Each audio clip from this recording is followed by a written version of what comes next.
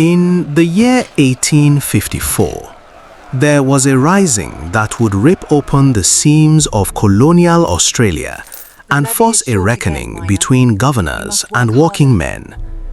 In the goldfields around Ballarat, Victoria, a simmering fury, born of licensing fees, heavy-handed police, and whispered bribery, boiled over into open rebellion at the foot of a hastily built stockade under the banner of a single defiant flag. By mid-1854, the Victorian goldfields had become a pressure cooker. Prospectors paid a punitive monthly miner's license regardless of their success. Teams of licensed inspectors and police conducted brutal, irregular hunts to enforce payment. The license was more than tax. It was daily proof of who had power. The colonial government, led by Governor Sir Charles Hotham, relied on license revenue to run the colony.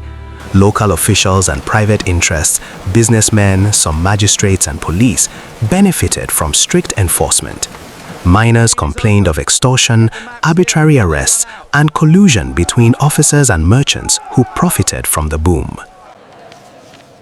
A conspiracy, less a single plot than a system, emerged in miners' testimony.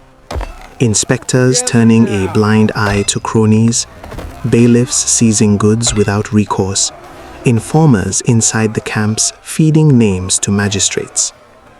Tension hardened into organization. Bakery Hill's open-air meetings gave birth to the Ballarat Reform League. Its leaders, among them the Irishman Peter Lalor, demanded representative government, the right to vote, and the end of the licensing dragnet. They raised a blue banner with a white cross, the Eureka flag, a new symbol of unity. The spark came on a warm night in late November, when a miner named James Scobie was killed outside a hotel. The perceived leniency toward the hotel's owner and the rough handling of miners at the inquest triggered mass protest. When police continued their license hunts, miners swore to resist.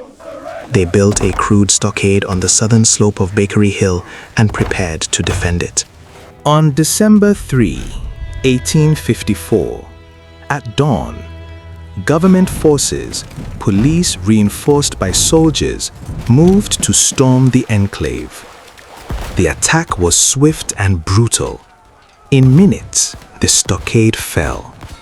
About 27 people lay dead, and many more were wounded. Peter Lalor, grievously injured, survived but lost an arm. The government arrested scores of miners. 13 men were tried for high treason, but the juries, shaken by public sympathy and the force used, acquitted them all. The aftermath revealed the true gravity of the conspiracy miners had described. Public inquiry and parliamentary pressure exposed how the license system had been enforced and how officials had aligned with private interests to keep revenue flowing and dissent down. Newspapers, edited locally by figures such as Henry Seacamp, who was jailed for seditious libel, fanned outrage. Raffaello Carboni, an eyewitness, published a fiery account that captured how ordinary men felt betrayed by systems of power. Within months, the colonial government moved. The hated miner's license was modified into the miner's right, a small annual fee that conferred a vote, and sweeping electoral reforms followed in Victoria. The bloodshed at Eureka had failed militarily, but succeeded politically. It accelerated representative government, checked arbitrary policing, and transformed the franchise. Eureka's conspiracy was not a neatly tied plot in a dark room, but a network of practices. Fiscal dependence, local collusion, and coercive enforcement, whose exposure reshaped a colony.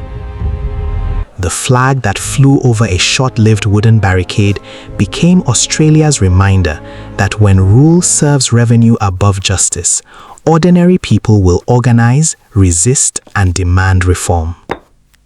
The story of Ballarat is at once a cautionary tale about power, a portrait of grief, and a record of how democratic reforms are sometimes forged in the smoke of conflict.